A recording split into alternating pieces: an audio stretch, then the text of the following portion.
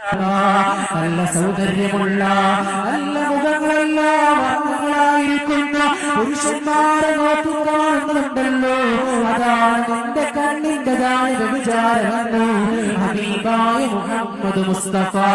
അതേ നല്ല അഴകുള്ള സ്ത്രീകളെ കാണുമ്പോ, നല്ല പെണ്ണുങ്ങളെ കാണുമ്പോ, മുഖസൗന്ദര്യമുള്ള വിനതുകളെ കാണുമ്പോ അവിടെ അതേ കണ്ണു നോക്കിയേക്കുന്ന ചെറുപ്പക്കാരാ, അല്ലാഹുവിന്റെ ഹബീബ് പറയുകയാ, നിന്നെ കണ്ടുകൊണ്ട് നോക്കുന്നത് വ്യഭിചാരമാ.